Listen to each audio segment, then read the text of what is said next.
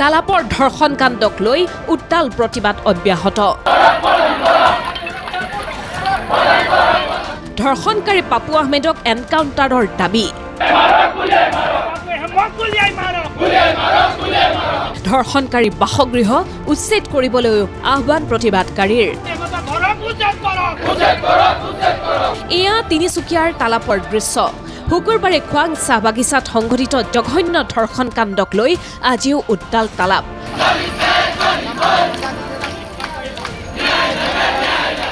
৩৭ number ৰাষ্ট্ৰীয় ঘাইপথ অৱৰোধ কৰি প্ৰতিবাদ সাব্যস্ত কৰিলে গোৰ্খা ছাত্ৰ সন্থাৰ লগতে বিভিন্ন দল সংগঠন স্থানীয় ৰাইজে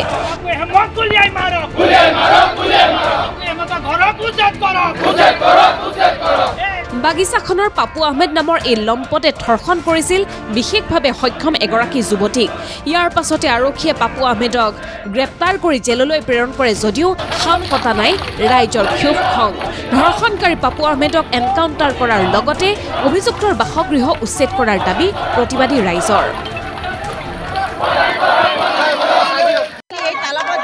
মানে দুষ্কৰ্ম হৈছে এই ঘটনাটো হৈছে আমাৰ যোনটো ভনী আমাৰ গোৰ্খা ভনী হয় ভনীজনটো মানে যি সিহঁতৰ লগত দুষ্কৰ্মটো হৈছে নহয় এইটো আগন্তুক দিনত মানে এইবোৰ নহওক আৰু আমি ইয়াত একত্ৰিত হৈছোঁ মানে এইটো ভনীটোক ন্যায় লাগিব ধৰ্ষণকাৰী আমাৰ পাপু আহমেদক অতি শীঘ্ৰে তেওঁক লেখাবৰ পৰা উলিয়াই হত্যা কৰিব লাগে আৰু লগে লগে তেওঁৰ যি ঘৰ বাসভৱন আছে বাসভৱন উচ্ছেদ কৰি ইয়াৰ এনেকুৱা ঠাইৰ পৰা এনেকুৱা সমাজৰ পৰা তেওঁক খেদাই পঠাব লাগে অভিযুক্তৰ বিৰুদ্ধে কঠোৰৰ পৰা কঠোৰতম ব্যৱস্থা ল'বলৈ আহ্বান একাংশৰ ওপৰত আমি এটা ভাবিছোঁ যে বিশেষ সম্প্ৰদায় যিখিনি তেওঁলোকে মানে ধৰি লওক তেওঁলোকৰে নাম কেলে এইখিনি বস্তু ওলাই পৰে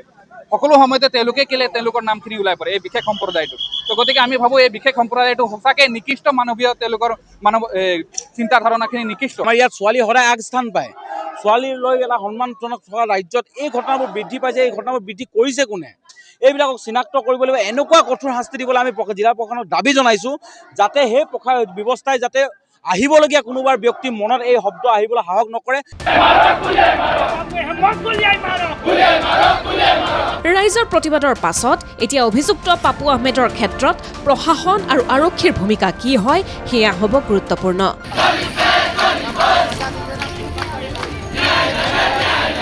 শদিয়াৰ পৰা ঋতুপৰ্ণ ভূঞাৰ ৰিপৰ্ট MD24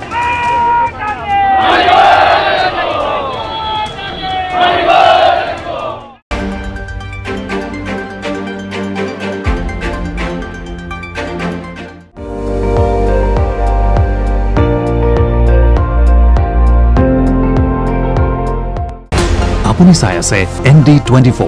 সৰ্বশ্ৰেষ্ঠ নহয় সৰ্বোত্তমৰ দৌৰ